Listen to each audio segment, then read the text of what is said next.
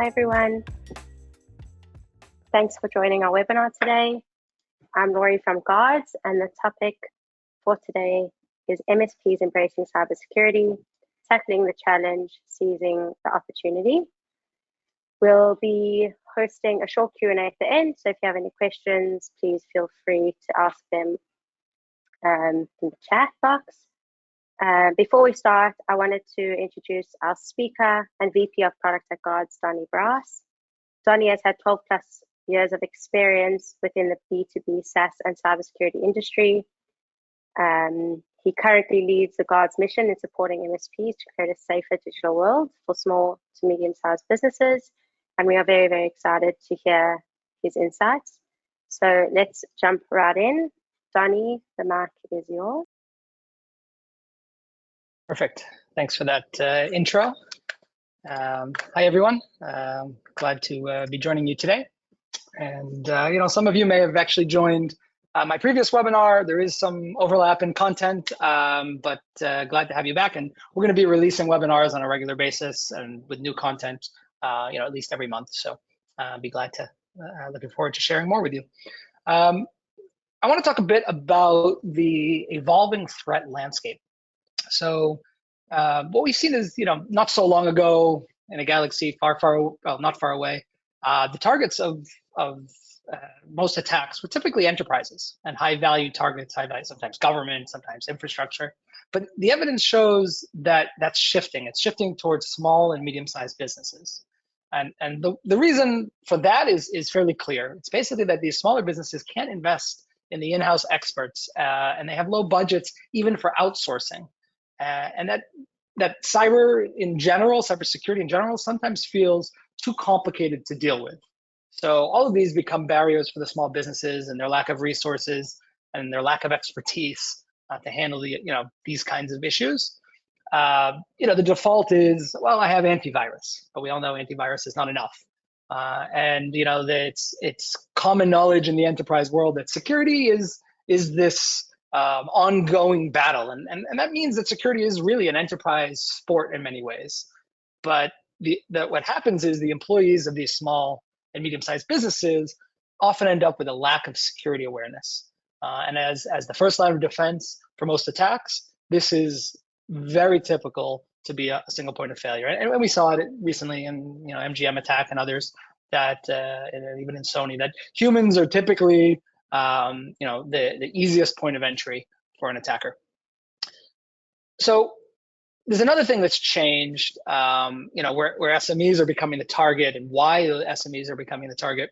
And it's that the cost of an attack has significantly reduced. That comes about with, these new techniques that are being used to deploy these attacks. And what we've seen is it's very commonly now what's called attack as a service. So the same way we purchase SaaS software with ease, monthly payments, sign in, sign out, lots of churn, it's easy to replace a SaaS product. These attack as a service products are very, very accessible to less experienced hackers, people who are just looking for a quick win, or the gangs, of course, who are out there to try to spray and pray that they're going to get a hit on someone who's vulnerable. And we've seen there's another contributor here, and that's the growth of the dark web. We have some threat ops, threat hunters who basically spend their days living in the dark web, exploring, looking for threats. We recently have exposed a couple different Mac OS malware threats. You may have read about those or seen it on our LinkedIn posts. But if I'm comparing it to 2 or 3 years ago, there were maybe a dozen or two forums in the dark web selling attack as a service types of products. And just in the last few months alone, we've seen the growth of these forums to be really exponential. And the direction of this growth is clear. It's not slowing down. And the accessibility for these out-of-the-box, simple to use attack tools is becoming more and more common. So there's another game changer, and this is affecting both sides of the battle, and that's AI. Okay, it's not just a buzzword. AI is here to stay. I say it's a game changer for a couple of reasons. For example, in our world, in Guards, we have a phishing simulation tool that's driven by large language model AI integration. So what we do is basically we let you spin up a phishing simulation on the fly, customized towards your target audience with the right tone, the right language, all the right inputs, and we generate a prompt. Large language model spits out a custom phishing simulation. So gone are the days of big libraries of hundreds of predefined templates that people are always scrambling to keep up to date. You can spin one up on the fly, customize it for each group of the organization, personalize it however you want. Super easy to use. But the attackers, they're doing the same thing, right? They're using the same type of tools to actually execute on real attacks. So what we're seeing is this dynamic creation is becoming a battle, a push and pull battle. We use it for education. Attackers are using it to try to get more clicks and more vulnerabilities. So on the flip side now, companies like ours are executing on AI detection tools, right? So we need to be able to detect these types of attacks better. So there's this push and this pull. It's affecting both sides. There was a recent quote by a cybersecurity leader here in Israel said, any cybersecurity company failing to leverage AI is obsolete. And it's very clear that this is where it's going. AI is, again, here to stay, and something that both the hackers and the cybersecurity companies like Guards are going to be deeply integrated with in the near future. So some statistics, just because it's always good to have some data to back it up. It's not on the screen, but I just pulled some stat that 15 billion stolen logins are now available for sale at this moment. We're seeing credit card information selling for as small as $9. We're seeing the growth of the dark web over 300% in the last 5-6 years, and that back to the AI for a moment, that a significant portion of IT leaders are introducing are saying that AI will introduce new security risks to their data. So this is a whole new vector of risk and a whole new vector of attack that they haven't had to deal with before. So taking a step back for a moment, I want to talk a little bit about how the MSP role is evolving, and I think this is really relevant to some of the changes that we're seeing and how you can build your business. So traditionally, the more traditional MSP, as you know, was running cable, was handling break fix, was remotely logging into machines to do on the fly typical support situations. They were trusted by the customers, but typically within a box, right? It's everything that they did was either on-prem or in a certain box that was easily defined. If security was needed, like real security was needed, they would probably find an MSSP, right? Someone who had more expertise in that area. And that an MSP was typically just outsourced IT. This is in the past. That's changed, right? So the more modern MSP is responsible for a very large SaaS and on-prem technology stack. They're at least dabbling in different ways in cybersecurity, right? At a minimum, there's some antivirus and backup. More typically now, there's some expectation of email security or maybe one or two other types of vulnerability scans, but it's not the in-depth security that's needed in a lot of cases. And these same MSPs are getting a lot of security-related requests from their customers today. It could be compliance-related or insurance-related, the questionnaires, the expectation to check boxes off of every checklist that could possibly come up. All that onus is on the MSP to do so, but they're not deeply embedded in the security game in other ways. So that's a gap, and we see that changing as MSPs are moving into the future now. We see MSPs are moving from being these basic security tech stack experts to being really also a cybersecurity expert, a consultant, and an advisor. And I think sometimes we're even seeing a push towards now a virtual CISO, because someone needs to understand the business needs in order to effectively build a security plan. And what I've seen is that tech stack is becoming much less a part of the conversation. The small businesses don't even want to talk about which specific technology you're going to be using most of the time. They trust you, and they want to understand that you have their back. So you need to teach them, educate them, explain to them what you're doing and why. And often that becomes the value you're bringing to the table rather than the reseller of some kind of tech stack. The other thing that we've noticed is that point solutions, and the day of the point solution is really drifting away. In many cases, it's gone.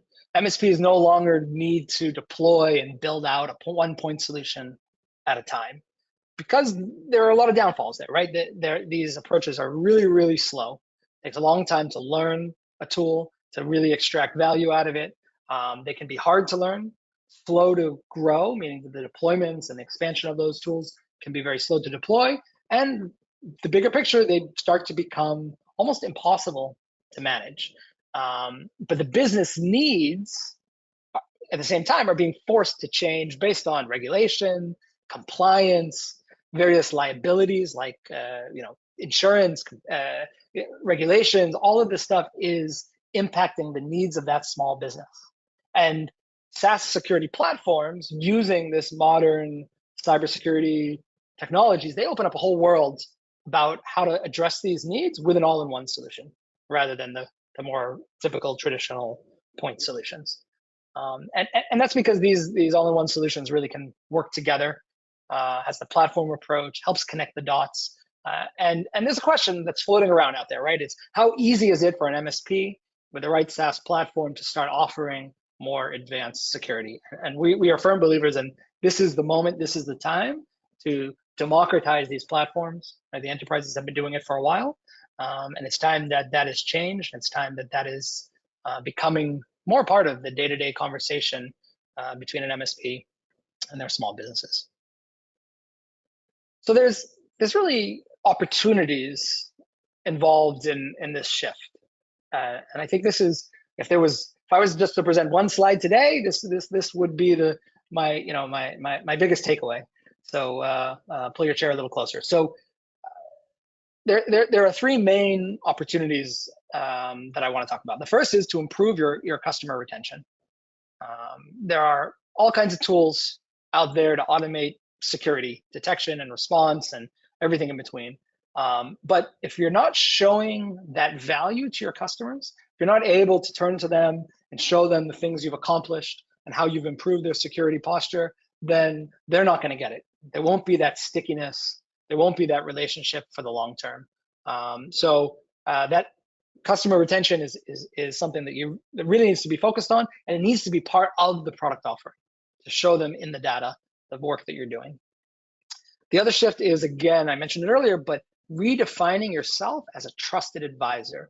I can't emphasize this enough. Don't become a reseller of point solutions. Rather, become this consultant, become the advisor. Customize your offering based on a company's specific needs. Take the time to understand their business, and then you'll be able to offer them a lot more value, and you'll get much more loyalty as an advisor than you would be as just a technology reseller who's easily replaced. And then lastly, the opportunity to create new revenue streams is here. And so an MSP, it's, when you have a large tech stack with lots of different solutions, it becomes hard to keep adding line items to your bill of materials, to the way that you communicate to your customers. But if you start by communicating to your customers around basic risk assessments, start as simple as you can to show them their vulnerabilities, what risks, educate them about the types of vulnerabilities that you hear about, that you see, that you deal with firsthand. Those firsthand stories, I think, become one of the most valuable tools you can bring to the table. And then once those basic risk assessments and education points are done, grow to a holistic protection, something that really will prevent against real world threats, and eventually, be there to respond as quickly as possible when something does go down. Because as great as a stack can be, there's always the potential that something's going to get through and something's going to happen based on user error or a variety of other potential vectors of attack. So if you don't do this, if you don't make these changes, if you don't jump at these opportunities and adapt your business in this way, somebody else will. We've spoken in the past year or so, we've spoken to thousands of MSPs. The message is really, really clear that cybersecurity is essential for the small businesses. It's part of almost every conversation. And they're turning to their MSPs, their trusted IT provider, their trusted technical expert. They're turning to you first to say, how can we make my business more secure? How do we mitigate this risk? How do we reduce my liability? And I think there's a bunch of ways that you can communicate, a platform offering. But I think a use case approach to cyber threats redefines protection of an organization. An enterprise will invest in, I don't know, 10 to 50 security tools to cover almost every use case you can imagine. MSPs don't have the same problems of scale as an enterprise, but they do have limitations on what they can manage. And there is the potential for the tech stack to become overwhelming. So a holistic platform doesn't just mean buying a bundle of different tools like you see on the screen here today, but rather getting a system that works in a unified manner. Our CEO, he loves this phrase recently, and it really resonates, I think, and that's a consolidated and integrated backbone of the platform will connect the dots from detections to attack. So this really having the infrastructure in place, not that is siloed across different capabilities, but really that communicates with each other and is able to draw those lines and understand that something is happening that in real time, that it's essential. And that's something I think that most businesses would expect when they're talking about their security needs. I mentioned this use case approach. This to me really resonates in my world. And as I'm talking to MSPs and learning more about what they're dealing with, I think it's a great way to talk to small business owners as well, right? A business owner doesn't think in terms of antivirus versus email security versus external footprint scans in the dark web and endpoint protections, and they don't think in those terms. They think in terms of a phishing attack. And if you talk to a typical point solution company about how do you prevent against a phishing attack, the answer will typically be, hey, our email security will block that phishing attempt. We have the best email security. It will block it based on all these technical things. But again, the business owner doesn't care about that. And when you have a platform solution like Guards, how do we address a phishing attack? Well, it starts with scanning the dark web. Are there compromised credentials, right?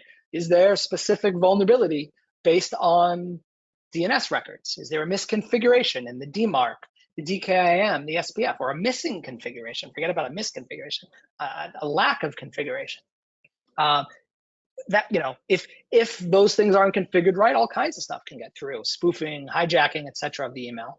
But okay, even if you're configured, sometimes an email does get through, then you want to have a good email security tool to block that email, to prevent that attachment from reaching the end user, from reaching the inbox. That's an essential part of the solution as well. But emails still get through. There you want to make sure your employees have gone through phishing simulations to see those attacks. You understand who the weakest links are in your organization. You've educated them with security awareness training. Employees are that first line of defense to report something or to not click that link when they're knowledgeable. But still, sometimes they click that link. That's where you want to make sure you have some safe browsing security, right? You want to make sure that you're monitoring web traffic, that you can bubble up when there's malicious activity in the web. But still, sometimes somebody will click on and download something to their device. And there, of course, you want to have endpoint protection. You want to prevent that threat as quickly as possible. But you also want to make sure that if that threat does start to spread, you can detect it as quickly as possible, isolate those devices, and that, all of that together becomes the story of how to prevent phishing. And it's a similar story when you're talking about ransomware, right? Are there compromised credentials? Are there vulnerable servers out there? Are there email attachments coming through or links that are malicious? Have the users been through their awareness training? And ultimately, is there endpoint protection in place to prevent or mitigate that attack? Similar story with account compromise. It's not just one thing you want to prevent. You don't want to just check for MFA. You also want to check, again, is there a spear phishing attack targeting the users? Is there user anomalies based on their behavior? And ultimately, has any of their data been exposed or shared in a way that it shouldn't have been? So this is the holistic story. This is the story of Guards as well. I find this kind of stuff resonates really well with business owners. I encourage you to take anything I've shared and bring it into your world and use that however it makes sense. And with that, I would love to jump into a Q&A session. I'm looking at the clock. I'm really happy that we kept this to under a 20-minute presentation. I know we started a few minutes late, but we'll spend 5 or 10 minutes if there's enough questions out there, and we'll be happy to stick around or follow up if your question doesn't get answered. So I'll wait a minute if you want to pop any questions right into the question box, and maybe I'll invite Lori to rejoin and read them off, and I can certainly give my responses.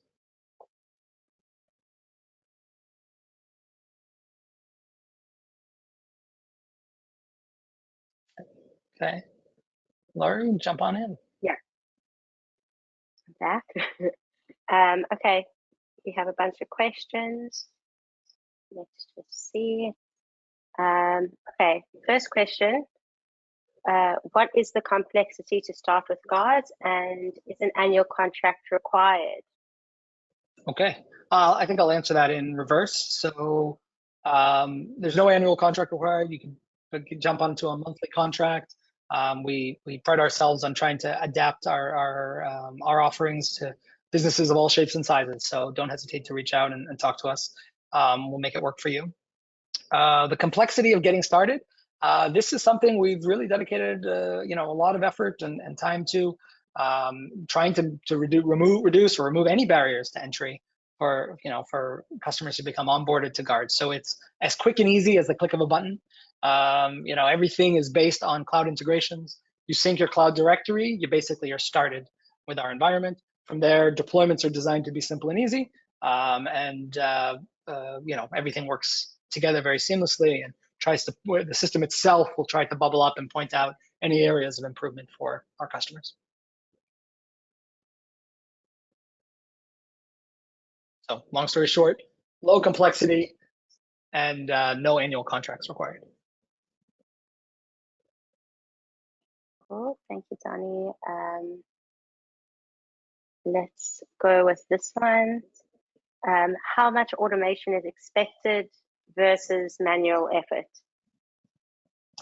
Yeah, I mean, it's a good question, right? Because every security tool out there is some mix of the two, right? And Guards is the same, right? We attempt to have automation wherever possible. We want to give you resolutions, remediations at the click of a button. But in some cases, that doesn't make sense, and playbooks are available. We'll never leave our customers hanging. We always find that right balance and give them the flexibility to choose between automations and playbooks. But at the same time, we are heavily investing in automations, both driven by AI, both driven by a mentality of set and forget. So we've learned this from our engagements with MSPs. As they're growing, as they're scaling, the ability to set things how they want, walk away, know that they're going to get notified, know that they're going to get the alerts that they need to bring them back into the product, and that the automations will kick in as needed. So that's something we're committed to. Cool, thank you. And let's do one more question. Are there integrations with PSA or RMM? Yeah, we know this world well. The MSP world revolves around your systems, your major RMM and PSA tools. So we're right there with you. Deploying our agents, deploying our systems is all done through RMM integrations. You can run scripts, you can deploy MSIs. Our PSA integrations at the moment, it's with a few of the top tools out there, so Autotask, ConnectWise, these kinds of guys, and it's designed to first off map customers so that there's that really nice clean integration, and then from there you can generate tickets based on whatever your needs are. So whatever comes up in Guards can of course become a ticket in your tool, and then of course you build your automations and your handling of those tickets however it makes sense. And I see that we're pretty much right at the half hour. I want to thank you, Lori, for gathering those questions together. Thank the audience and everyone who was able to attend. For those of you listening in the future on a recording, look forward to reaching out. As mentioned earlier in the presentation, I run product at Guards, and one of the things we pride ourselves in is how closely we work with our partners. So if you're an MSP and you're interested in becoming part of the partner program at Guards, this is something where you'll absolutely meet me in the future. Maybe we'll meet in person at an event someday, and I look forward to presenting again in the future.